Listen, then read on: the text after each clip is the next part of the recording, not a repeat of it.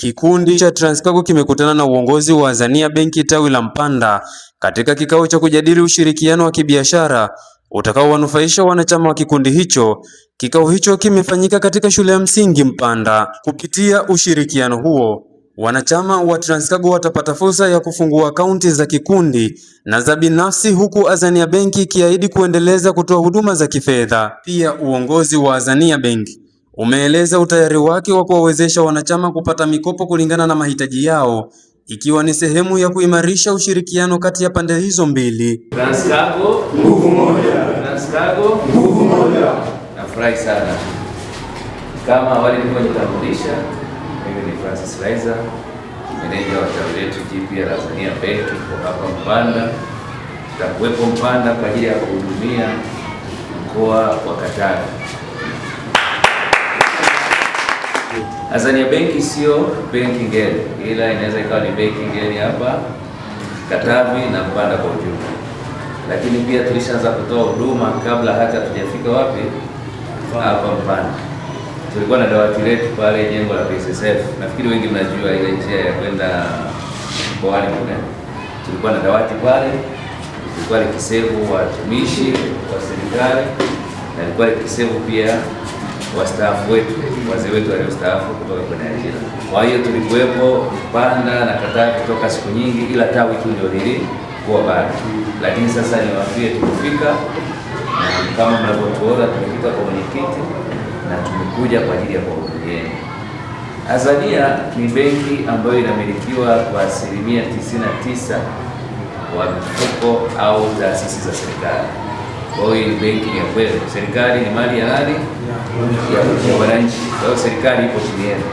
Watu wanaomiliki Azania kwa 99% yuko PSSF, mfuko wa kijamii ule, yuko NSSF na ni mfuko wa kijamii. Inawezekana wakati mwingine mna mchango kule wa chama, si ajabu kwa mwenyekiti wanaochangia NSSF kule. Kwa hiyo kama uko kule NSSF, wewe unapoiona Azania, wewe ni mmiliki wa ile duka, kwa sababu NSSF si ndio mmiliki mwenyewe. Sasa mmiliki wa NSSF si mwanachama. Kama wewe ni mwanachama, wewe ni mmiliki wa Azania. Sasa kimwacha NSSF, yuko pia NHIF, National Health Insurance, wale watu wa bima ya afya. Nafikiri mheshimiwa mwenyekiti kule kwenye mitaa yetu kuna ile NHIF inatumika kwa ajili ya matibabu kwa watu wengi. Si ajabu na ninyi pia ni wanachama. Kwa maana hiyo naye ni mmiliki wa share za wapi? Za Azania. Yuko mwingine anaitwa Workers Compensation Fund. Huyu ni yule ambaye anatufidia kwa wale waajiriwa na watumishi na watu wengine ambao wanapata ajali maeneo ya kazi na maeneo mengine ambao wanapata ulemavu labda au ulemavu wa kudumu, pia naye ameongeza share zake pale. Ukijumlisha zote zile ndio unapata 99% ambazo zinamilikiwa na zile taasisi. Kwa hiyo unapoiona Azania ni dude likubwa mno. Serikali ishafilisika. Serikali haiwezi kufilisika. Na Azania nayo ni serikali.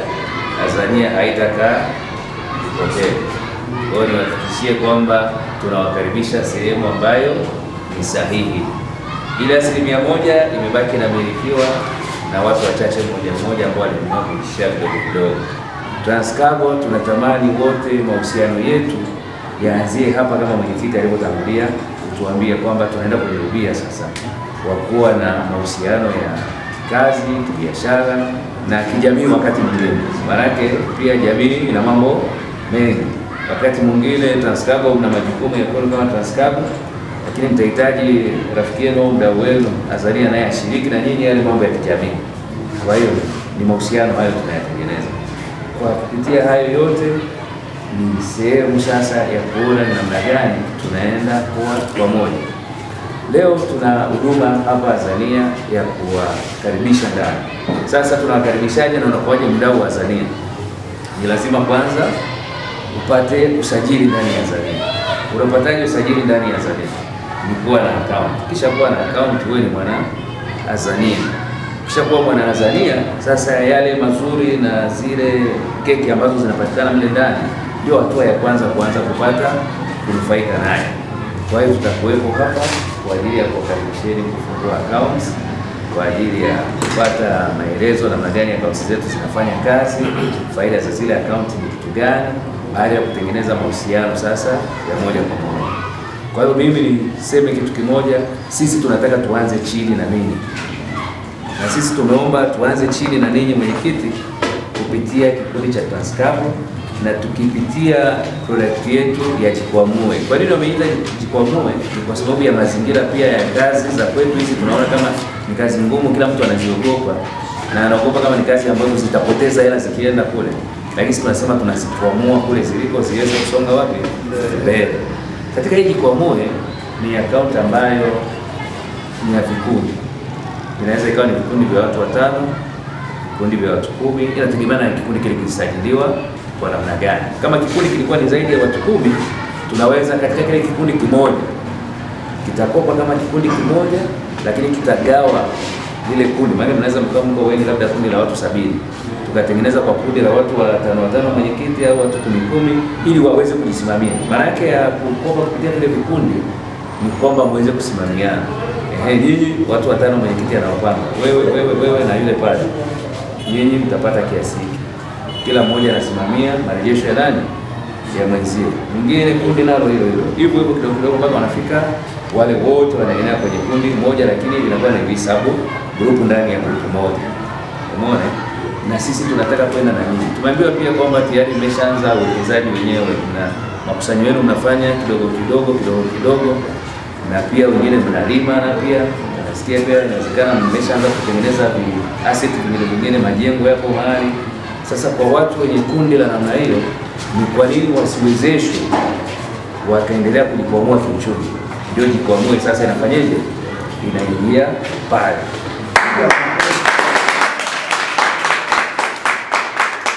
Naye mwenyekiti wa Transcargo Ibrahim Msanda amewahimiza wanachama kujiunga na Azania Bank, akisema kikundi kitaweka shilingi 50,000 kwa kila mwanachama kama pesa ya kianzio. Na niombe kila aliyepo humu ndani kwenye kikao, kwa kumwakilisha mwenzake, basi hakikisha una furaha ya kwako jumlisha na furaha ya mtu ambaye hayupo humu kwenye hichi kikao. Kwa unganisha furaha za watu kuanzia 2 na kuendelea. Mimi nikuhakikishie meneja wa benki ya Azania kwamba moja ya sehemu ambapo mmekuja sehemu salama ni sehemu hii ya Transcargo. Alikuja waziri wa vijana hapa, tulikutana naye kikao kimoja, nikamwambia kwamba licha tu ya mimi kuwa mwenyekiti, Mheshimiwa Waziri, inabidi kwanza utoke na kwamba mwenyekiti ni mwenyekiti ambaye ametokana na wabeba magunia. Kwa hiyo tu inaonyesha Transcargo ni kikundi cha aina gani.